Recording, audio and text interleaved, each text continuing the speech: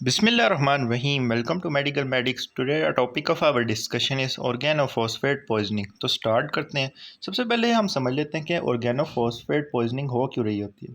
जब हमने classification of क्लिनोमेमेटिक्स discuss किया था तो हमने कहा था कि जो इनडायरेक्टली एक्टिंग क्लिनोमेमेटिक्स होते हैं ना, इनडायरेक्टली एक्टिंग कौन से थे, जो कि एसिटाइलकोनिन एस्ट्रेस को इनहिबिट कर रहे थे। वो दो तरह के हमने पढ़े थे।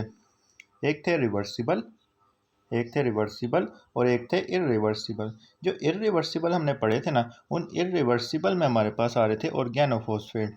अब उन ऑर्गेनोफॉस्फेट में से जो मेलाथायोन और पैराथायोन होते हैं ना, वो हम यूज़ कर रहे होते हैं as insecticides in the fields. अब इनके कुछ साइड इफ़ेक्ट्स होते हैं कि जब हम कोलिनोमेमेटिक ड्रग्स के इफ़ेक्ट्स की बात करते हैं तो हमें पता है ना कि वो पैरासिम्पैथेटिक नर्वस सिस्टम का पार्ट है। अब उसकी जब टॉक्सिसिटी होगी तो वही वाले सारे काम होंगे जो कि पैरासिम्पैथेटिक नर्वस सिस्टम ने करवाने हैं। फॉर एग्जांपल परफ्यूज स्वेटिंग, क्योंकि स्क्रीशन वगैरह इंक्रीज़ होती हैं, सेलिवेशन होगी बहुत ज़्यादा, लैक्रीमेशन होगी, हार्ट सिंकिंग, या फिर हम ये कह सकते हैं कि ब्रेडिकार्डिया हो रहा है। ब्रेडिकार्डिया, डिफ़िकल्टी इन ब्रीदिंग क्यों होगी, क्योंकि ब्रोंको कंस्ट्रिक्शन हो जाएगी। ब्रोंको कंस्ट्रिक्शन हो जाएगी। ब्रोंको कंस्ट्रिक्शन की वजह से डिफ़िकल्टी इन ब्रीदिंग होगी। उसके अलावा प्यूपिल कंस्ट्रिक्ट कर जाएंगे। उसके अलावा ब्रेडिकार्डिया हो जाएगा, लो ब्लड प्रेशर हो जाएगा। और उसके रेलेवेंट फीचर्स हमें हिस्ट्री के अंदर मिलेंगे कि एक्सपोजर ऑफ इंसेक्टिसाइड्स, क्योंकि हमने कहा ना कि मेलाथायोन और पैराथायोन इंसेक्टिसाइड्स में प्रेजेंट होते हैं, तो इसकी हम हिस्ट्री से हमें पता चलेगा ये। तो डायग्नोसिस हम करेंगे ऑर्गेनोफॉस्फेट पॉइजनिंग। अब हम इसके सिलसिले में ना एक केस सिनेरियो को डिस्कस कर लेते हैं कि एक फार्मर है। जैसे ही फार्मर आपके सामने आएगा तो आपको समझ आ जाएगी कि फार्मर है, तो ये यकीनन ऑर्गेनोफॉस्फेट की बात हो रही है। तो वो स्प्रे कर रहा था insecticide in the farm. He himself was wearing protective cloth. उसने खुद तो प्रोटेक्टिव क्लॉथिंग पहनी हुई थी, लेकिन एक पास से ना फार्मर, एक दूसरा पर्सन पास हुआ जिसने कोई भी प्रोटेक्टिव क्लॉथिंग नहीं पहनी हुई थी, जिसकी वजह से उसने इनहेल कर ली टॉक्सिक डोजेज ऑफ इंसेक्टिसाइड। अब इसके अंदर वो वाली हमारे पास सिम्टम्स अपेयर होंगी जो हमने पढ़ी हैं कि परफ्यूज स्वेटिंग उसको शुरू हो जाएगी, सेलिवेशन शुरू हो जाएगी, लेक्रीमेशन शुरू हो जाएगी, हार्ट सिंकिंग शुरू हो जाएगी, डिफ़िकल्टी इन ब्रीदिंग हो जाएगी। First taken to the emergency room of nearby hospital. On examination he has constricted pupil, bradycardia and low blood pressure. अब हम इसमें लर्निंग ऑब्जेक्टिव्स की बात करें तो हम इसकी मैनेजमेंट को पढ़ेंगे कि ऑर्गेनोफॉस्फेट पॉइजनिंग की मैनेजमेंट कैसे करते हैं। फिर हम इसके अप्रोप्रिएट ड्रग्स को पढ़ेंगे। फिर हम उनके कुछ मोड ऑफ एक्शंस को देखेंगे। तो स्टार्ट करते हैं कि डायग्नोसिस हो गया ऑर्गेनोफॉस्फेट पॉइजनिंग। मैनेजमेंट की बात करें तो सबसे पहला पॉइंट इसके अंदर आता है स्टेबलाइजेशन। स्टेबलाइजेशन में हम मेनली मेंटेन कर रहे होते हैं ABCs को। ABCs का क्या मतलब है? A स्टैंड फॉर एयरवेज को मेंटेन कर रहे होते हैं, B स्टैंड फॉर ब्रीदिंग को मेंटेन कर रहे होते हैं, और C स्टैंड फॉर सर्कुलेशन को मेंटेन कर रहे होते हैं। दूसरा, हम इसकी डीकंटेमिनेशन करवा देते हैं कि जहाँ पर वो वाला इंसेक्टिसाइड प्रेजेंट है उसको डीकंटेमिनेट करेंगे। डीकंटेमिनेट कैसे करेंगे? रिमूवल ऑफ क्लॉथ कराकर और वॉशिंग ऑफ स्किन करके। तो इस तरह से वो डीकंटेमिनेट हो जाएगा। अब चूँकि मस्क्रीनिक एक्टिविटी इंक्रीज़ हुई हुई है, ऑर्गेनोफॉस्फेट पॉइजनिंग है ना, तो ऑर्गेनोफॉस्फेट क्या होते हैं? इनडायरेक्टली एक्टिंग कोलिनोमेमेटिक्स होते हैं। तो मस्क्रीनिक एक्टिविटी इस केस में इंक्रीज़ हुई हुई है, हमने उसको ब्लॉक करना है। अब इस केस में हम क्या देते हैं? एंटी मस्क्रीनिक, क्योंकि मस्क्रीनिक एक्टिविटी इंक्रीज़ है ना, तो एंटी मस्क्रीनिक दे देंगे। एंटी मस्क्रीनिक में कौन सा देंगे? एट्रोपिन हम देंगे, एट्रोपिन देंगे। अब इसकी डोज को समझ लेते हैं कि 1.8 to 3 milligram with subsequent dose doubled every 5 minute. Subsequent dose हमने 5 मिनट्स के बाद डबल करते जाना है। इफ़ नो रिस्पॉन्स और repeat same dose until atropinisation. Maintenance, अगर कोई भी रिस्पॉन्स नहीं हो रहा ना, फिर हमने डोज को डबल करते जाना है आफ्टर एवरी 5 मिनट्स। फिर हमने मेंटेनेंस डोज को मेंटेन करना है 20% of the initial atropinisation dose per hours for first 48 hours and gradually taper over 5 to 10 days. 5 to 10 days तक हम इसको करते जाएंगे। फिर आते हैं कि जो कोलिन एस्ट्रेज इनहिबिशन हुई हुई है ना, उसको रिवर्सल करना है। हम कहते हैं ना कि जो ऑर्गेनोफॉस्फेट हैं उन्होंने अल्टीमेटली किसको इनहिबिट करना है, एसिटाइल कोलिन एस्ट्रेज को इनहिबिट करना है। अब एसिटाइल कोलिन एस्ट्रेज को इनहिबिशन से निकालने के लिए जो हम कंपाउंड यूज़ करते हैं ना, दैट कंपाउंड इज़ द पैरालीडॉक्साइम। पैरालीडॉक्साइम हम यूज़ करते हैं रिवर्सल के लिए कोलिन एस्ट्रेज इनहिबिशन में। अब ये जो पैरालीडॉक्साइम है ना, इसको हमने यूज़ करना होता है एजिंग के प्रोसेस से पहले। अब एजिंग के प्रोसेस होता है उसको भी अभी हम समझेंगे कि एजिंग का प्रोसेस क्या होता है। मेनली जो पैरालीडॉक्साइम है ना, ये हमने एजिंग से पहले यूज़ करना है।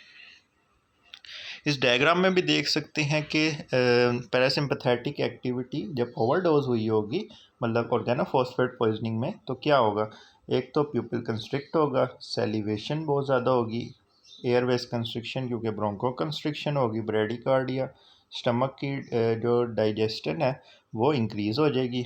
उसके अलावा इंटेस्टाइन डाइजेशन भी इंक्रीज़ हो जाएगी, ब्लैडर की कंस्ट्रिक्शन होगी जिसकी वजह से यूरिनेशन हो जाएगी, reproductive system increase and blood flow उसमें इंक्रीज़ हो जाएगा। अब इस डायग्राम में हम mechanism of action of organophosphate समझ लेते हैं। अब सबसे पहली ये वाली डायग्राम को देखो, इसमें हम देख सकते हैं कि जो ब्लैक कलर में दिखाया गया ना, ये एसिटाइल कोलिन है जो कि प्री साइनेप्टिक न्यूरॉन से रिलीज़ हो रहा है, और पोस्ट साइनेप्टिक न्यूरॉन्स पे इसके एसिटाइल कोलिन रिसेप्टर्स प्रेजेंट है। जब ये इनके ऊपर बाइंड हो रहा है तो इसकी वजह से सिग्नल ट्रांसडक्शन हो रही है, ट्रांसमिशन हो रही है। अब इस तरफ आ जाओ दूसरी डायग्राम में। अब इस डायग्राम में देख सकते हैं कि ये जो येलो कलर में स्टार्स प्रेजेंट है ना, ये क्या है, एसिटाइल कोलिन एस्ट्रेज। ये इन ब्लैक कलर में एसिटाइल कोलिन को डाइजेस्ट कर रहे हैं, जिसकी वजह से acetyl choline post synaptic neuron के ऊपर जो रिसेप्टर है उनके ऊपर बाइंड नहीं हो रहा। अब तीसरी डायग्राम में आ जाओ। तीसरी डायग्राम में हम देख सकते हैं कि ये जो रेड कलर में स्ट्रक्चर है ना, ये ऑर्गेनोफॉस्फेट्स हैं। ये ऑर्गेनोफॉस्फेट क्या कर रहे हैं कि एसिटाइल कोलिन एस्ट्रेज को आकर इन्होंने बाइंड कर लिया, जिसकी वजह से ज़्यादा अब एसिटाइल कोलिन एस्ट्रेज नहीं होगा तो एसिटाइल कोलिन को डाइजेस्ट करने वाले एंजाइम नहीं होंगे। एसिटाइल कोलिन खुलेआम इधर बदमाशों की तरह घूमता रहेगा और ज़्यादा से ज़्यादा रिसेप्टर्स पे बाइंड हो जाएगा। जब ये ज़्यादा से ज़्यादा रिसेप्टर्स पे बाइंड होगा तो हमारे पास टॉक्सिसिटी जनरेट हो जाएगी। तो ये मैकेनिज्म ऑफ एक्शन होता है ऑर्गेनोफॉस्फेट्स का। अब इस डायग्राम में भी देख लेते हैं कि ये हमारे पास फार्मर है जो कि स्प्रे कर रहा है। अब ऑर्गेनोफॉस्फेट्स और एसिटाइल कोलिन एस्ट्रेज इनहिबिटर्स, ये क्या इंक्रीज़ करेंगे, एसिटाइल कोलिन को इंक्रीज़ करेंगे साइनेप्टिक क्लेफ्ट में, जिसकी वजह से ओवर स्टिमुलेशन हो जाएगी और हमारे पास ये वाली सारी सिम्टम्स क्रिएट होंगी। अब हम समझ लेते हैं कि एजिंग हम किस प्रोसेस को कहते हैं। इस डायग्राम में देखो तो ये वाला जो स्ट्रक्चर है ना, this structure is the acetylcholinesterase. Acetylcholinesterase है। अब ऑर्गेनोफॉस्फेट एजिंग की डेफिनेशन को पढ़ो। Chemical stabilisation of the phosphate bond of acetylcholinesterase occurs over time. जो फॉस्फेट बॉन्ड है ना ऑर्गेनोफॉस्फेट का with the acetylcholinesterase, उसका वक्त के साथ मजबूत हो जाना यानी स्टेबलाइज हो जाना, उसको हम एजिंग कहते हैं। या फिर हम ये कह सकते हैं कि it is the breakage of one of the oxygen phosphate bond of the inhibitor या organophosphate and strengthening of the other bond of the oxygen phosphate, other जो ऑक्सीजन फॉस्फेट बॉन्ड होगा ना, उसकी स्ट्रेंथनिंग को हम एजिंग कहते हैं। अब इसका क्या मतलब है कि इधर इधर देखो तो ये ऑर्गेनोफॉस्फेट प्रेजेंट है, नीचे एसिटाइल कोलिन एस्ट्रेज प्रेजेंट है, ये बाइंड हो रहा है इसकी सीरीन रेसिड्यू के साथ। ये सीरीन रेसिड्यू प्रेजेंट है ना, तो सीरीन रेसिड्यू के साथ ये कैसे बाइंड हो रहा है, फॉस्फेट और ऑक्सीजन का बॉन्ड यहाँ पे प्रेजेंट है, फॉस्फेट और ऑक्सीजन का यहाँ पे देखो तो बॉन्ड प्रेजेंट है, इसके थ्रू ये बाइंड हो रहा है। अब दूसरी तरफ लेफ्ट साइड पे देखो तो एक बॉन्ड इधर भी प्रेजेंट है फॉस्फेट और ऑक्सीजन का, ये वाला। अब एजिंग में बेसिकली हो क्या रहा होता है कि ये वाला जो बॉन्ड है ना ऑक्सीजन फॉस्फेट जिस पे अभी बॉक्स बना हुआ है, ये टूटेगा, ये टूटेगा तो इसके साथ देखो तो एक मिथाइल ग्रुप भी प्रेजेंट है। ये आर क्या डिनोट कर रहा है, मिथाइल ग्रुप।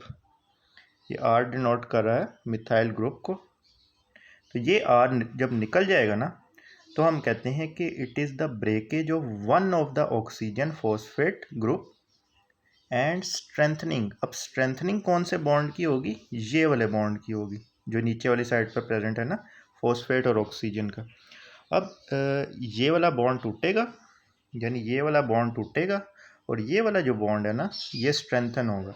ये वाला बॉन्ड टूटेगा और ये वाला बॉन्ड स्ट्रेंथन होगा इस केस के अंदर। दफ़ा दोबारा से समझ लो कि ये ऑर्गेनोफॉस्फेट है। अब ऑर्गेनोफॉस्फेट की दोनों साइड पे देखो तो फॉस्फेट ऑक्सीजन बॉन्ड प्रेजेंट है। एक ये प्रेजेंट है, एक मिनट, एक ये प्रेजेंट है और एक ये नीचे वाली साइड पे प्रेजेंट है। अब जो ये वाला बॉन्ड है ना, इस बॉन्ड की ब्रेकेज हो जाएगी जिसकी वजह से इसके साथ जो मिथाइल ग्रुप है ना, यहाँ पे देखो तो ये मिथाइल ग्रुप है, ये रिलीज़ हो जाएगा। और दूसरी साइड पे एक ये वाला बॉन्ड है, इस बॉन्ड की क्या हो जाएगी? स्ट्रेंथनिंग हो जाएगी। यहाँ देखो तो इस बॉन्ड की क्या हो गई है? स्ट्रेंथनिंग हो गई है। तो ये डेफिनेशन होती है बेसिकली एजिंग की। अब हम ये कहते हैं कि अगर हम प्रालिडॉक्साइम को, ये जो प्रालिडॉक्साइम है, अगर हम इसको एजिंग पहले देते हैं ना तो हम प्रिवेंट कर लेते हैं, मतलब एसिटाइल कोलिन के रिवर्सल को हम यकीनी बना लेते हैं। लेकिन अगर ये एजिंग हो जाए फिर हम रिवर्स नहीं कर सकते इस कंडीशन को। अब इस डायग्राम में देखो तो ये ऑर्गेनोफॉस्फेट प्रेजेंट है, ये क्या है? प्रालिडॉक्साइम प्रेजेंट है। ये आकर इधर बॉन्ड बना रहा है, इधर देखो तो ये बॉन्ड बना रहा है इसके साथ।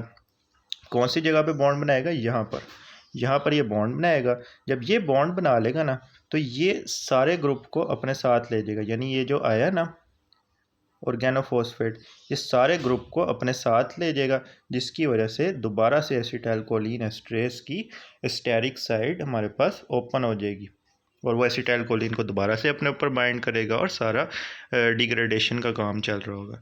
तो इस तरह से हम कहते हैं कि एजिंग का मैकेनिज्म हो रहा होता है। एक दफ़ा दोबारा समझें कि it is the breakage of one of the oxygen phosphate bond, oxygen phosphate bond के साथ मिथाइल ग्रुप भी निकल रहा है और दूसरी तरफ जो ऑक्सीजन फॉस्फेट बॉन्ड है ना उसकी स्ट्रेंथनिंग हो रही है। अब अगर एजिंग से पहले हम प्रालिडॉक्साइम देते हैं ना तो वो आकर ऑर्गेनोफॉस्फेट के साथ बॉन्ड बना लेता है और उसको रिलीज़ करवा देता है। लेकिन अगर ये वाला मिथाइल ग्रुप और इसके साथ ये निकल जाए ना हाइड्रोक्सल ग्रुप, तो फिर हम कहते हैं कि ये प्रालिडॉक्साइम अपना एक्शन परफॉर्म नहीं कर सकता। तो ये सारा मैकेनिज्म होता है प्रालिडॉक्साइम का। तो हमने कहा था ना कि प्रालिडॉक्साइम हम देते हैं reversal of acetyl choline esterase inhibition में, तो ये मतलब था उसका। So this was all about the organophosphate poisoning. If you like this video then kindly share it with your friends and subscribe to my channel.